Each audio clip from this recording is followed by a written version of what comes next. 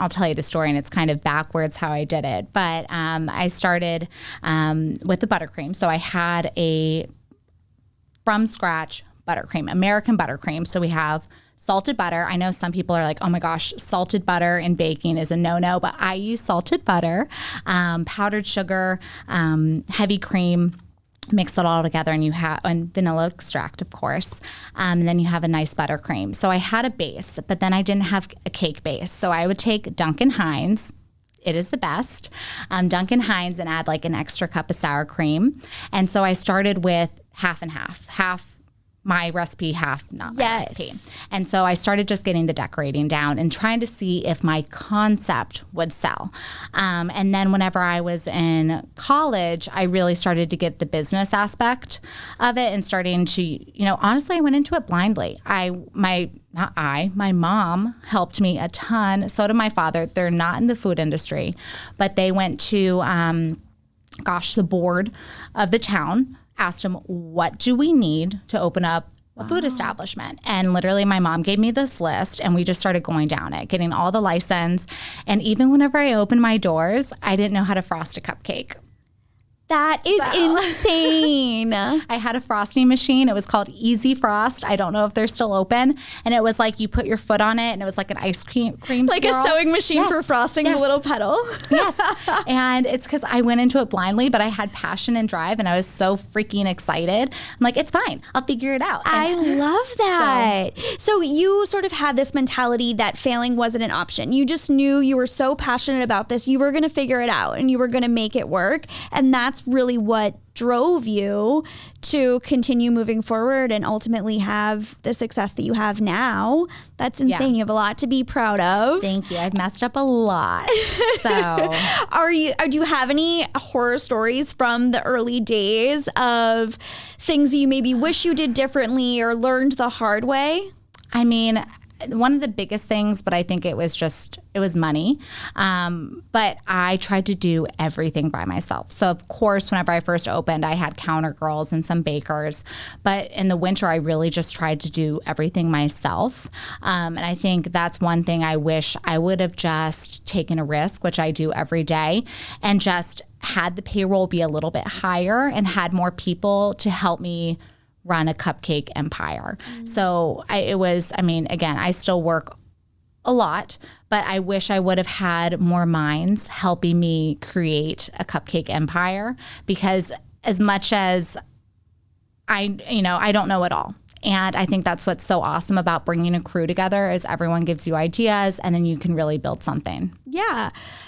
But on the other hand, it's also a large responsibility to employ people. So I'm sure you were being conservative about, I don't want to, bite off more than I can chew or overpromise something for these folks that I don't really know what the future of this is going to hold, right? Yeah. So there's a little bit of that, compassion for these people. You don't want to bring them on and then have it not work out. So that must have been a delicate balance. But and there were definitely people that I hired way too many, and I'm like, sorry guys, like it's not what I thought. I'm still learning. And the thing is, a lot of these, I call them colleagues, the crew members, were my age, if not older than me. Oh, so wow. All of a sudden this 22-year-old walks in, and I'm, shooting the orders and telling them, this is what you guys do, da da da. So it took me a few years to really develop.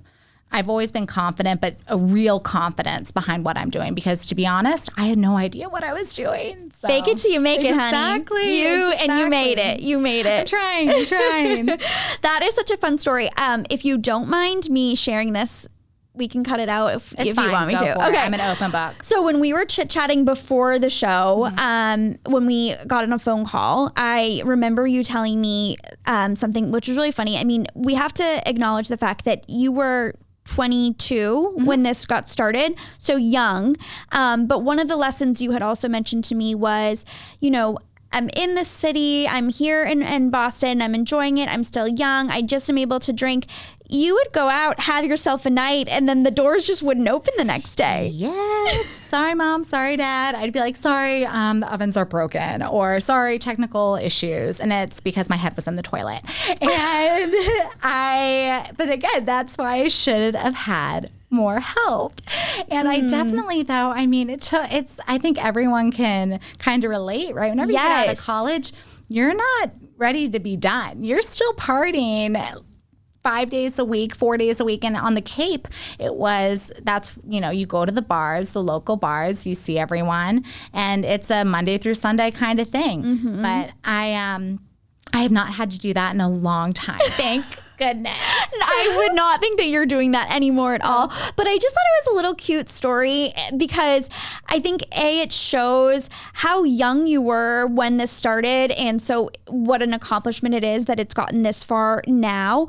But also you're just be able to admit, like, I was young, I was naive, I didn't know what I was doing. And as we mature and as we get older is when we really are able to sort of refine ourselves in those ways. And you can change, and it's okay that you made those decisions early on because you're still where you're at now and you acknowledge it. You move forward, but I just thought it was so cute and so funny. I'm an open book, so I will tell you all my embarrassing stories. And like, one of them, I think I was telling you whenever we did have that phone conversation at the beginning, whenever I thought I was going to be this like hot superstar of a cupcake lady and no one was coming in, I would sit on the floor, Matilda style, after I closed the door, and I gained like 20 pounds doing this, and just start eating the cupcakes and start crying, and it's not what I want. Da, da, da. So definitely we rise above. It gets better. Yes, it gets better. But that is so, I'm going to have the Matilda reference stuck in my head forever now.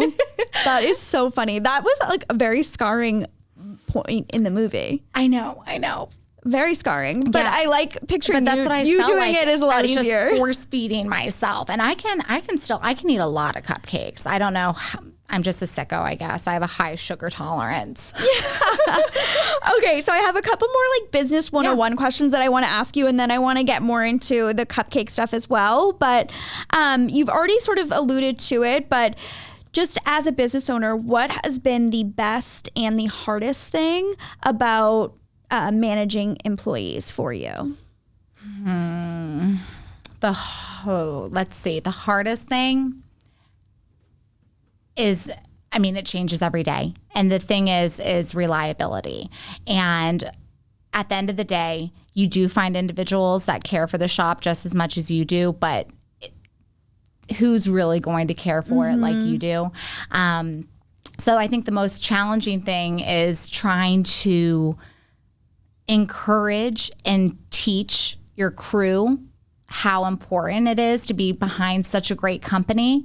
And so I'm learning every day different ways to oh gosh, I can't even speak right now.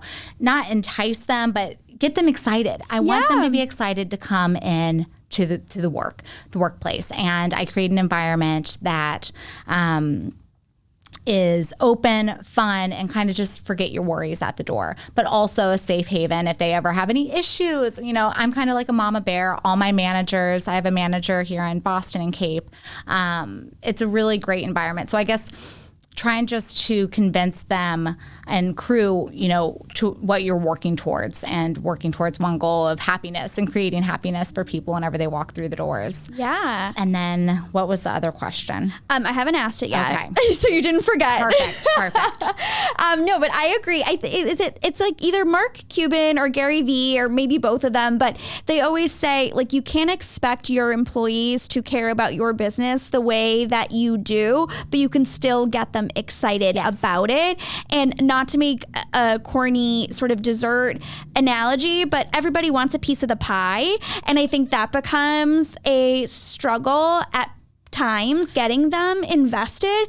But I think when you're able to offer more responsibility and growth and there's perks or things like that, that's when people really are there long term and want to make this their home for their career, because they get what they give too. Exactly. Exactly. And I always tell my crew, my success is your success. And that's why I'm always having reviews with crew members, seeing, what they think would be awesome to bring to Little Miss Cupcake, make them involved, but also give them the opportunity to know that you can grow and you can climb this ladder with me. Yeah. We are just starting out, and you can join this cupcake journey with me.